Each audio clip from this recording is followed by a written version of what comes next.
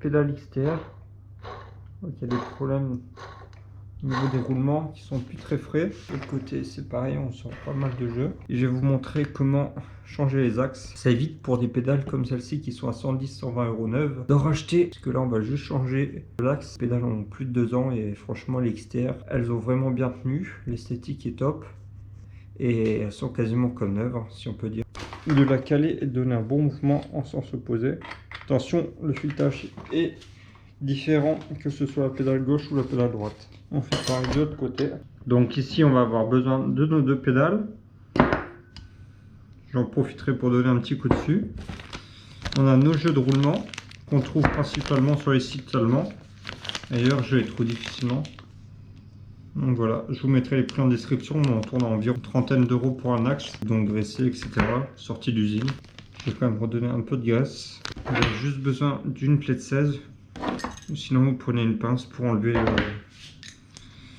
l'écrou. Hop. J'ai donné un coup de clé sur le début, après ça peut s'enlever à la main. Donc là on a le roulement, il faut tirer un bon coup. Donc on retrouve deux jeux de roulement, principalement là sur le bout. Là c'est juste la pièce qui va venir permettre de serrer et de régler le jeu. Là, on voit qu'il y a pas mal de jeux, c'est pas bon si. Alors que celui-là ça va encore. La XTR c'est la pédale la plus haut de gamme de chez Shimano, donc c'est pour ça que je la garde, c'est vraiment top. Ça vient un produit que j'achète chez Shimano, c'est les pédales. Le reste pas du tout, je suis pro SRAM en général, donc voilà. Mais pour les pédales j'avoue que c'est du bon matos. Sauf dans la boue, où là pour débourrer c'est très compliqué. Donc dans un premier temps, je vais donner un petit coup à l'intérieur du corps. On vient insérer un petit sopalin, un torchon, vous mettez ce que vous voulez. Une petite baguette pour nettoyer, n'importe. Attention quand vous commandez, il y a forcément un axe côté gauche, left, et un axe côté droit, ils sont différents. Donc voilà, cette petite erreur à ne pas faire. On vient d'être bien lubrifié.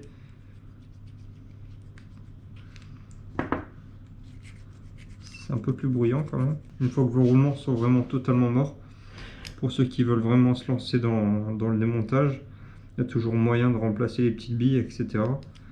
Il doit y avoir des kits faits exprès, mais j'ai jamais été jusque là. J'ai déjà démonté pour pouvoir engraisser à plusieurs reprises. Mais vu que les axes sont déjà de 3 ans et 4000 km je pense au moins, je pourrais pas vous dire précisément, donc c'est l'occasion de changer. Je vais reprendre un peu de graisse, ici c'est Teflon, lithium, hein, peu importe. Je vais en remettre un petit peu légèrement à l'intérieur. Ça fera jamais de mal au roulement d'être graissé un peu plus.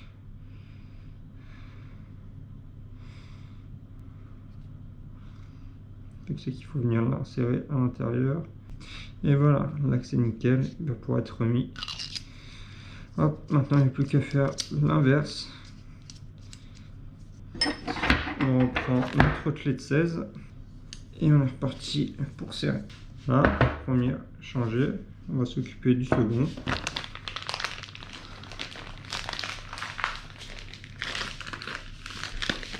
Donc les axes sont compliqués à trouver. En général c'est pas pour les XC ou quoi, c'est vraiment que pour les XTR. Il y a eu quelques problèmes d'approvisionnement pendant un moment, même si là c'est mondial et il n'y a pas que Shimano. Petite astuce pour les pièces, vu que les prix ont vraiment augmenté drastiquement en ce moment, et depuis déjà quelques temps je paye et j'achète mes pièces sur les sites allemands. Donc il y a Bike Discount, il y a Bike Component, en Angleterre aussi avec Lord Gun. Après il faut faire attention avec les frais de port qui deviennent rapidement chers. Un petit coup de jeune à ces pédales. Comme ça, je suis reparti pour quelques années. J'en ai eu pour à peu près une soixantaine d'euros pour avoir les deux. Et j'ai des pédales qui sont à nouveau neuves, sauf le corps, mais je sais pas ce que vous en pensez, mais personnellement, elles sont en super état.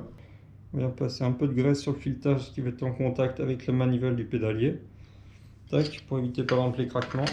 Donc là, évitez de forcer, allez-y progressivement jusqu'à ce que ça rentre. Ça évite de bousiller le filetage de la manivelle.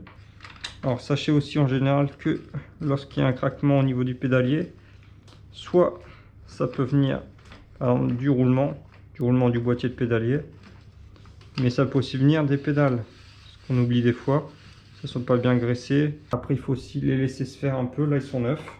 Donc voilà, si le genre de vidéo tuto vous plaît, laissez un like et un commentaire, ça m'encouragera à continuer. Et n'hésitez pas à vous abonner pour suivre la suite de mes vidéos, autant sur le VTT, sur le flat, le gravel ou des tutos comme ceci. Allez, bonne journée à tous, salut!